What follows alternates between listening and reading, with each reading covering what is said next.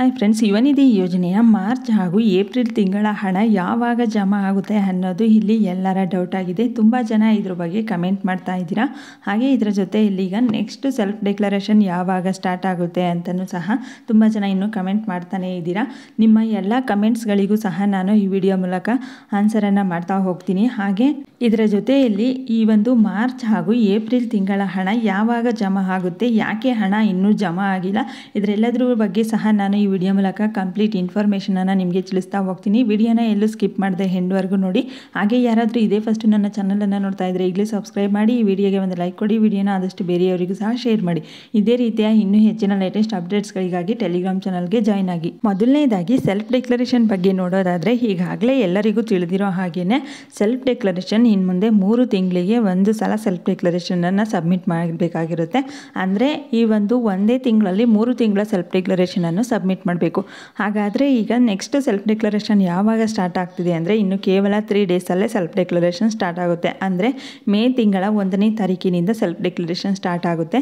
1ನೇ ತಾರೀಕಿನಿಂದ 25ನೇ ತಾರೀಕಿನವರೆಗೂ ಸಹ self declaration submit ಮಾಡೋದಕ್ಕೆ ಟೈಮನ್ನು ಕೊಟ್ಟಿರ್ತಾರೆ.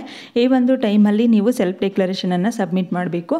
ಈ ಮೇ ತಿಂಗಳಲ್ಲಿ ನೀವು ಮಾರ್ಚು, ಏಪ್ರಿಲು, ಮೇ ಈ 3 ತಿಂಗಳ ಸೆಲ್ಫ್ ಡಿಕ್ಲರೇಷನ್ನು ಒಟ್ಟಿಗೆ ಸಬ್ಮಿಟ್ ಮಾಡಬೇಕಾಗುತ್ತೆ. ನೆಕ್ಸ್ಟ್ ಮಾರ್ಚ್ ತಿಂಗಳ ಹಣ ಯಾವಾಗ ಕ್ರೆಡಿಟ್ ಆಗುತ್ತೆ, ಈಗಾಗಲೇ ಈ ಏಪ್ರಿಲ್ ಮಂತ್ ಎಂಡಿಂಗ್ ಆಗ್ತಾ ಬಂದಿದೆ.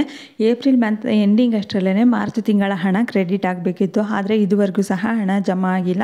ಮತ್ತು ಈಗ ಏಪ್ರಿಲ್ ಮಂತು ಸಹ ಈಗಾಗಲೇ ಕಂಪ್ಲೀಟ್ ಆಗ್ತಾ ಬಂದಿದೆ.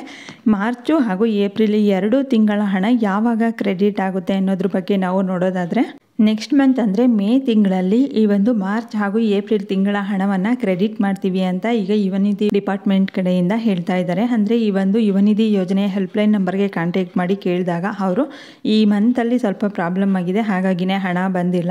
ನೆಕ್ಸ್ಟ್ ಮಂತ್ ಅಂದರೆ ಮೇ ಮಂತಲ್ಲಿ ಈ ಮಾರ್ಚ್ ಹಾಗೂ ಏಪ್ರಿಲ್ ತಿಂಗಳ ಹಣವನ್ನು ಕ್ರೆಡಿಟ್ ಮಾಡ್ತೀವಿ, ಜಮಾ ಮಾಡ್ತೀವಿ ಅಂತ ತಿಳಿಸಿದ್ದಾರೆ. ಮತ್ತು ಈಗ 3 ತಿಂಗಳಿಗೆ ಸೆಲ್ಫ್ ಡಿಕ್ಲರೇಷನ್ ಆಗಿದೆ. ಹಾಗಾದರೆ ಸೆಲ್ಫ್ ಡಿಕ್ಲರೇಷನ್ ಸಬ್ಮಿಟ್ ಮಾಡದೇ ಇದ್ದರೂ ಹಣ ಬರುತ್ತಾ ಅಂತ ಕೇಳಿದ್ದಕ್ಕೆ ಅವರು ಹೌದು, ಹಣ ಕ್ರೆಡಿಟ್ ಆಗುತ್ತೆ, ಆದರೂ ಸಹ ನೀವು 3 ತಿಂಗಳ ಸೆಲ್ಫ್ ಡಿಕ್ಲರೇಷನನ್ನು ಸಬ್ಮಿಟ್ ಮಾಡಬೇಕು ಅಂತ ತಿಳಿಸಿದ್ದಾರೆ. ನೆಕ್ಸ್ಟ್ ಯುವನಿಧಿ ಯೋಜನೆಯ ಮಾರ್ಚ್ ತಿಂಗಳ ಹಣ ಯಾವಾಗ ಕ್ರೆಡಿಟ್ ಆಗುತ್ತೆ, ಯಾವಾಗ ಜಮಾ ಆಗುತ್ತೆ ಅನ್ನೋದ್ರ ಬಗ್ಗೆ ನಾನು ಈಗಾಗಲೇ ಈ ಹಿಂದೆ ವಿಡಿಯೋ ಮಾಡಿದ್ದೆ. ಆ ವಿಡಿಯೋಗೆ ತುಂಬ ಕಮೆಂಟ್ಸನ್ನು ಮಾಡಿದ್ದೀರಾ. ಅದರಲ್ಲಿ ಕೆಲವೊಂದು ಕಮೆಂಟ್ಸ್ಗಳಿಗೆ ನಾನು ಈ ವಿಡಿಯೋ ಮೂಲಕ ನಿಮಗೆ ಆನ್ಸರನ್ನು ಮಾಡ್ತಾ ಹೋಗ್ತೀನಿ. ಮೊದಲನೇದಾಗಿ 3 ಮಂತ್ದು ಸೆಲ್ಫ್ ಡಿಕ್ಲರೇಷನ್ ಯಾವಾಗ ಕೊಡಬೇಕು ಅಂದರೆ, ಈ ಮೇ ತಿಂಗಳಲ್ಲಿ ನೀವು 3 ಮಂತ್ಸ್ದು ಸಹ ಒಟ್ಟಿಗೆ ಸೆಲ್ಫ್ ಡಿಕ್ಲರೇಷನನ್ನು ಸಬ್ಮಿಟ್ ಮಾಡಬೇಕು. ನೆಕ್ಸ್ಟ್ ಲಾಸ್ಟ್ 2 ಮಂತ್ಸಿಂದ ಸೆಲ್ಫ್ ಡಿಕ್ಲರೇಷನ್ ಸಬ್ಮಿಟ್ ಮಾಡಿಲ್ಲ, ಈಗ ಮೇಗೆ ಸ್ಟಾರ್ಟ್ ಆಗುತ್ತೆ, ಆಗ ಸಬ್ಮಿಟ್ ಮಾಡ್ಬೋದಲ್ವಾ. ಸಬ್ಮಿಟ್ ಮಾಡಿಲ್ಲ ಅಂತ ಅಥವಾ ಲೀಸ್ಟಿಂದ ಏನಾದರೂ ತೆಗಿತಾರೆ ಅಂತ ಕೇಳ್ತಾ ಇದ್ದೀರಾ. ನೀವು ಈ ರೀತಿ ಹೇಳಿದ್ರು ನಾವು ಲೀಸ್ಟಿಂದ ತೆಗಿತೀವಿ ಅಂತ, ಆದರೆ ಇದುವರೆಗೂ ಸಹ ಯಾರನ್ನೂ ಲೀಸ್ಟಿಂದ ತೆಗ್ದಿಲ್ಲ. ಈಗ ಮೇಗೆ ಏನು ಸ್ಟಾರ್ಟ್ ಆಗುತ್ತೆ ನೋಡಿ ಸೆಲ್ಫ್ ಡಿಕ್ಲರೇಷನ್, ಆಗ ನೀವು ಸೆಲ್ಫ್ ಡಿಕ್ಲರೇಷನನ್ನು ಸಬ್ಮಿಟ್ ಮಾಡ್ಬೋದು. ನೆಕ್ಸ್ಟು 2024 ಪಾಸ್ಔಟ್ ಆಗಿರೋರು ಅಪ್ಲೈ ಮಾಡ್ಬೋದು. ನೀವು ಸಹ 2023-24 ಪಾಸ್ಔಟ್ ಆಗಿರೋರು ಸಹ ಈ ಯುವನಿಧಿ ಯೋಜನೆಗೆ ಅಪ್ಲೈಯನ್ನು ಮಾಡ್ಬೋದು. ನೆಕ್ಸ್ಟ್ ಸೆಪ್ಟೆಂಬರ್ ಅಮೌಂಟ್ ಬಂದಿಲ್ಲ, ಏನು ಮಾಡಬೇಕು ಅಂದರೆ, ಇಲ್ಲಿ ಹೆಲ್ಪ್ಲೈನ್ ನಂಬರ್ ಕೊಟ್ಟಿದ್ದೀನಿ ನೋಡಿ ನಾನು ಈ ವಿಡಿಯೋದಲ್ಲಿ. ಆ ಹೆಲ್ಪ್ಲೈನ್ ನಂಬರ್ಗೆ ಕಾಂಟ್ಯಾಕ್ಟ್ ಮಾಡಿ ಅಥವಾ ನಿಮ್ಮ ಡಿಸ್ಟಿಕ್ಕಲ್ಲಿ ಇರುವಂತಹ DDP ಆಫೀಸ್ಗೆ ವಿಸಿಟ್ ಮಾಡಿ. ನಿಮಗೆ ಯಾವುದೇ ತಿಂಗಳ ಪೆಂಡಿಂಗ್ ಹಣ ಬಂದಿಲ್ಲ ಅಂತ ಅಂದರೆ, ಫಸ್ಟು ನೀವು ನಿಮ್ಮ ಅಪ್ಲಿಕೇಶನ್ ಸ್ಟೇಟಸನ್ನು ಚೆಕ್ ಮಾಡಿ. ಸ್ಟೇಟಸಲ್ಲಿ ಏನಾದರೂ ಪ್ರಾಬ್ಲಮ್ ಆಗಿದ್ದರೆ ಅಲ್ಲಿ ಶೋ ಮಾಡುತ್ತೆ, ಆಗ ನೀವು ಅದನ್ನು ಕ್ಲಿಯರ್ ಮಾಡ್ಕೋಬೇಕಾಗಿರುತ್ತೆ. ಅಥವಾ ನೀವು ಹೆಲ್ಪ್ಲೈನ್ ನಂಬರ್ಗೆ ಕಾಂಟ್ಯಾಕ್ಟ್ ಮಾಡಿ, ಅಥವಾ ನೀವೇ ಈ DDP ಆಫೀಸ್ಗೆ ವಿಸಿಟ್ ಮಾಡಿ ನಿಮ್ಮ ಪ್ರಾಬ್ಲಮನ್ನು ಕ್ಲಿಯರ್ ಮಾಡ್ಕೋಬೋದು. ನೆಕ್ಸ್ಟು ಏಪ್ರಿಲ್ ಮಂತ್ ಅಮೌಂಟು ಯಾವಾಗ ಬರುತ್ತೆ, ಈಗಾಗಲೇ ಹೇಳಿರೋ ಹಾಗೆಯೇ ಹೆಲ್ಪ್ಲೈನ್ ನಂಬರ್ ಅವರು ಕಾಂಟ್ಯಾಕ್ಟ್ ಮಾಡಿ ಕೇಳಿದಾಗ ಅವರು ಈ ಮೇ ತಿಂಗಳಲ್ಲೇ ನಿಮಗೆ ಏಪ್ರಿಲು ಮತ್ತು ಮಾರ್ಚ್ ತಿಂಗಳ ಹಣ ಜಮಾ ಆಗುತ್ತೆ ಅಂತ ತಿಳಿಸಿದ್ದಾರೆ. ನಾವು ವೆಯ್ಟ್ ಮಾಡಿ ನೋಡಬೇಕಾಗಿರುತ್ತೆ. ನೆಕ್ಸ್ಟು ನಂದು ಏಪ್ರಿಲ್ ಮಂತಿಂದ ಯುವನಿಧಿ ಅಮೌಂಟ್ ಬರೋಕ್ಕೆ ಸ್ಟಾರ್ಟ್ ಆಗುತ್ತೆ. ಬಟ್ ಈಗ ಸೆಲ್ಫ್ ಡಿಕ್ಲರೇಷನ್ ಫಾರ್ಮ್ ಬರ್ತಿಲ್ಲ, ಈ ಮಂತ್ ಅಮೌಂಟ್ ಬರುತ್ತಾ ಇಲ್ವಾ ಅಂದರೆ, ಈಗ ನೀವು ಹೊಸದಾಗಿ 180 ಡೇಸ್ ಕಂಪ್ಲೀಟ್ ಆಗಿದೆ ಅಪ್ಲಿಕೇಶನ್ ಹಾಕಿ, ಅಥವಾ DDP ಅಪ್ರೂವ್ ಆಗಿದೆ, ಇನ್ನೂ 1 ಮಂತು ಸಹ ಅಮೌಂಟ್ ಬಂದಿಲ್ಲ ಅಂತ ಅಂದರೆ ಅಂಥವರಿಗೆ ಫಸ್ಟ್ ಇನ್ಸ್ಟಾಲ್ಮೆಂಟು ನೀವು ಸೆಲ್ಫ್ ಡಿಕ್ಲರೇಷನ್ ಸಬ್ಮಿಟ್ ಮಾಡದೇ ಇದ್ದರೂ ಸಹ ಬರುತ್ತೆ.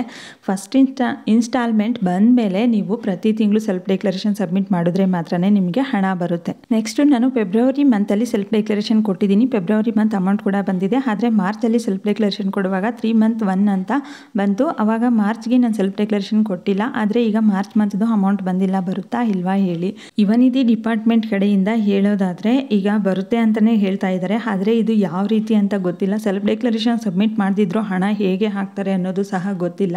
ಆದರೆ ಇಲ್ಲಿ ಹೆಲ್ಪ್ಲೈನ್ ನಂಬರ್ಗೆ ಕಾಂಟ್ಯಾಕ್ಟ್ ಮಾಡಿದಾಗ ಅವ್ರು ಮಾತ್ರ ಇಲ್ಲ ಅಮೌಂಟ್ ಬರುತ್ತೆ ಅಂತಲೇ ಹೇಳ್ತಾ ಇದ್ದಾರೆ.